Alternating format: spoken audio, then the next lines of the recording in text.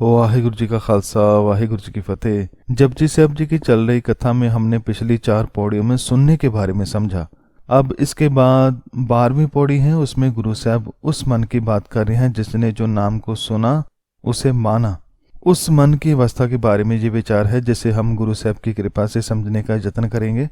तो इस पौड़ी की पहली पंक्ति में गुरु साहब फरमाते हैं कि मन्ने की गत कही ना जाए, अर्थात अकाल पुरख का नाम सुनने के पश्चात जिसने उसे मान लिया, समझ लिया, जीवन में अपना लिया तो उसकी अवस्था बहुत ऊंची हो जाती है। उसे मानने वाले के मन की अवस्था को यदि कोई कथन भी करना चाहे तो कर नहीं पाता, क्योंकि उसकी अवस्था कहने से परे है, कथन से परे है। संगत जी, यहाँ पर गत का भाव है अवस्था, मनने का भाव है जिसने सुनकर मान लिया।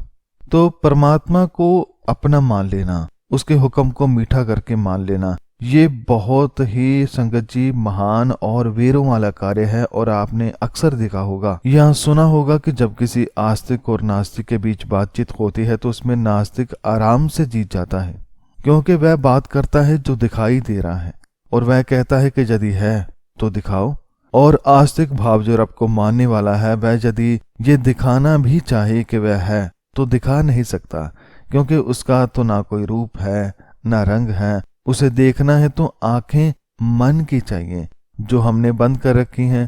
कान बंद, आंख तो बंद है, तो उसे कैसे देखें। एक बात और संगत जी के जिस ईश्वर को पाया तो जा सकता है लेकिन दिखाया नहीं, तो उससे प्रेम करना, उससे बातें करना, उसे अपना मानना, उसे हर जगह देख लेना, ये बहुत ही दलेरी का काम है, हिम्मत का काम है। हम में से यदि कोई नास्तिक से 2 मिनट भी बात करे तो हम वहां टिक नहीं पाएंगे, क्योंकि हमारे पास ज्ञान तो है लेकिन ध्यान नहीं है, सुना तो है लेकिन माना नहीं है। पर जो उसको मान लेता है आस्तिक, उसका जीवन मानने से ही बदल जाता है। वह केवल रब को मानता ही नहीं बल्कि उसे जानता भी है, उससे प्रेम भी करता है और वह आखिरी सांस तक उससे प्रेम करता है, उसके मार्ग पर चलता है। उसे जीत हार का फिक्र नहीं, उसे तो बस इश्क है। और वह दुनिया को जीतने नहीं, मनों को जीतने आया है, मनों को सुधारने आया है। और इस बात की उसे खुशी होती है कि किसी से विचार करने के बहाने से कम परमात्मा की बात तो हो रही है। जो पूछ रहा है उसे उस पर थोड़ा बहुत तो यकीन है, इसलिए तो बात करता है। जो पूछता है उसे एक दिन जवाब जरूर मिलता है। जो ढूंढता है उसे मिल भी जाता है। जो खोजता है वह पा भी लेता है, और पाता अपने अंदर ही है। संगत जी, ऐसा भक्त जिसने सुनकर उसे मान लिया है, जिसने अपने अंदर उसे पहचान लिया है, जिसे संसार में उसी का हुक्म दिखाई दे रहा है, उसी का वास दिखाई देता है, उस भक्त को यदि कोई देखकर उसके बारे में कुछ प्रशंसा करनी चाहे, उसके बारे में कुछ कहना चाहे, तो वह चाह कर भी कह नहीं पाता। उसके पास शब्द कम पड़ जाते हैं। वह लिखे भी तो क्या लिखे, जो दिख रहा है वह लिखे या जो दिखाई नहीं दे रहा, जो उसके भीतर है उसके बारे में लिखे। तो गुरु साहब इस पंक्ति में फरमाते हैं कि उस मनुष्य की ऊंची आत्मिक अवस्था बयान नहीं की जा सकती जिसने अकाल पुरख के नाम को मान लिया है। भाव जिसकी लगन नाम में लग गई है, उसकी अवस्था को कथन नहीं किया जा सकता, बयान नहीं किया जा सकता, वह कथन से परे है। इसके बाद गुरु साहब फरमाते हैं कि जे को कहे पीछे पछोताए, अर्थात जो उसकी अवस्था को कहे, जब बखान करता है तो अंत में उसे पछताना पड़ता है, क्योंकि ऐसी कोई रचना नहीं जो नाम से प्राप्त होने वाले आनंद का कथन कर सके। संगत जी, जपजी साहब वाणी के जो हम अर्थ कर रहे हैं, इसके बहुत सारे अर्थ बहुत सारे विद्वानों ने किए हैं और करते जा रहे हैं। हम भी जो मिलजुल कर अर्थ समझ रहे हैं, ये पूरी तरह से वह नहीं जैसे वाणी लिखी है, क्योंकि हमारी अवस्था बहुत छोटी है।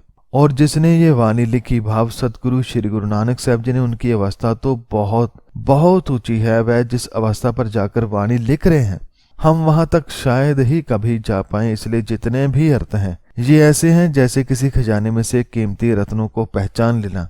कोई अर्थ करता है तो इसमें से सोने जैसे गुण पा लेता है, कोई और गहरा जाता है तो हीरे पाता है, कोई और गहरा जाता है तो मोती अधिक जवाहर पाता है। लेकिन जो बहुत गहरा चला जाता है वह तो परमात्मा को ही पा लेता है उसे सब कुछ प्राप्त हो जाता है। जिसने रब को पा लिया, समझो सबको पा लिया। मैंने एक बार बहुत साल पहले टीवी पर सुना था, जिसमें एक सिख बता रहा था कि मुझे 50 साल हो गए हैं जपजी साहब का रोजाना पाठ करते हुए, और आज भी जब मैं जपजी साहब पढ़ता हूँ तो मुझे रोज कुछ ना कुछ नया इसमें से मिलता जाता है। तो संगत जी, जैसे गुरु साहब की एक वाणी का हम पूरी तरह कथन नहीं कर सकते, ऐसे ही जिसके मन में ये वाणी बस गई है उसे भी कथन नहीं किया जा सकता। हम जितना भी कथन करते हैं बाद में पछताते हैं कि मैंने जो कहा वह अभी भी अधूरा है। तो इसके बाद जब अगली बार लिखते हैं तो और अच्छी तरह से लिखते हैं, लेकिन फिर भी हमें लगता है कि अभी भी कुछ अधूरा है, अभी भी पूरा नहीं लिखा गया।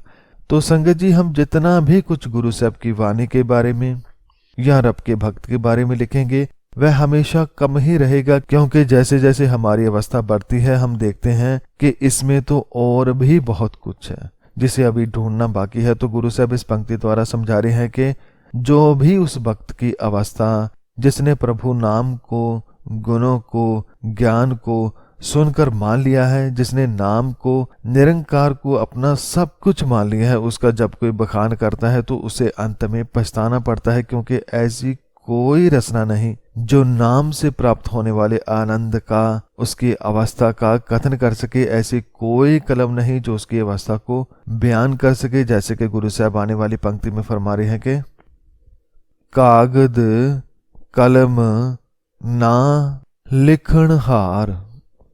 कागद भाव कागज, अर्थात नाम को मानने वाले की आत्मिक अवस्था को यदि कोई कागज या कलम से लिखने का प्रयास भी करे तो वह उसे पूरी तरह लिख नहीं पाता।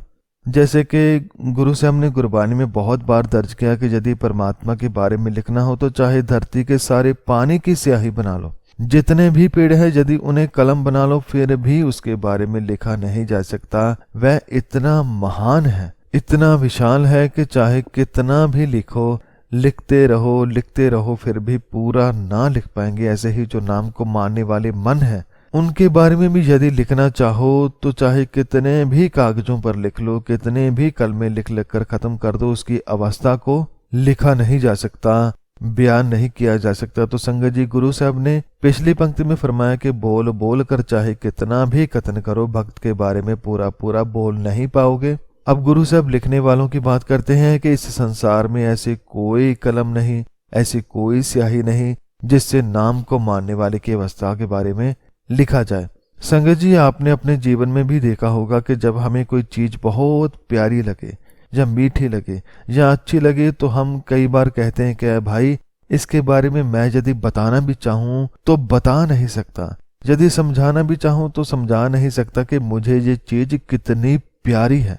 भाव जितना कह लो उतना कम है। ऐसे ही भक्त हैं, उसके बारे में कहा नहीं जा सकता, लिखा नहीं जा सकता। और मन्ने का बह करण विचार, और ना ही विद्वान लोग चाहे कितने भी इकट्ठे होकर बैठे और विचार करें कि इसके बारे में लिखें, इसकी अवस्था को पूरा पूरा बयान करें, लेकिन वह ना लिख पाएंगे ना समझ पाएंगे। जैसे संगत जी, दुनिया में जितने भी बड़े बड़े परमात्मा को मानने वाले भक्त हुए हैं, प्रेमी हुए हैं, जो भी परमात्मा को मानने वाले हुए हैं, उनके बारे में आज भी और पहले भी बहुत बड़े बड़े विद्वानों ने बहुत कुछ लिखा, बहुत कुछ बोला, लेकिन फिर भी वह अधूरा है। फिर भी उनके बारे में लोग अभी भी लिखते ही रहते हैं, उनकी महिमा लोग करते ही रहते हैं, सुनाते ही रहते हैं, फिर भी उनकी महिमा खत्म नहीं होती। कैसी प्यारी और महान आत्माएं हैं, कैसे वे रब से जुड़े हुए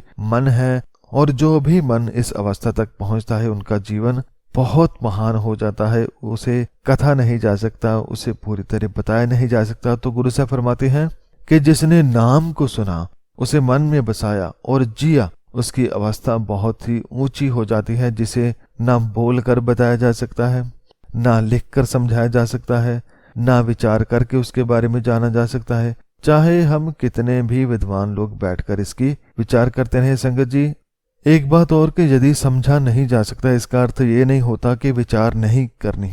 जैसे इस ब्रह्मांड का अंत नहीं पाया जा सकता, लेकिन ये सोच कर के इसका अंत नहीं पाया जा सकता, कोई खोज करनी बंद नहीं कर देता। वह जितना खोजता है उसे उसके बारे में और कुछ ना कुछ ज्ञान प्राप्त होता है, कुछ ना कुछ मिलता ही रहता है। तो हम चाहे गुरु की वाणी की, गुरु साहिब की, किसी भक्त की अवस्था के बारे में लिखे, हम चाहे पूरा पूरा ना जान पाए, पूरा पूरा ना लिख पाए, लेकिन बहुत कुछ जान पाते हैं और अगली बार जब खोजते हैं तो कुछ और ज्यादा खोज पाते हैं। सो जो जितना गहरा जाता है वह उतना ज्यादा परमात्मा से जुड़ता है। तो इसके बाद गुरु साहब फरमाते हैं कि ऐसा नाम निरंजन होए, अर्थात परमात्मा का नाम ऐसा नाम है जो सर्वश्रेष्ठ है, जो निरंजन है। निरंजन भाव माया के प्रभाव से परे है, माया से निर्लेप।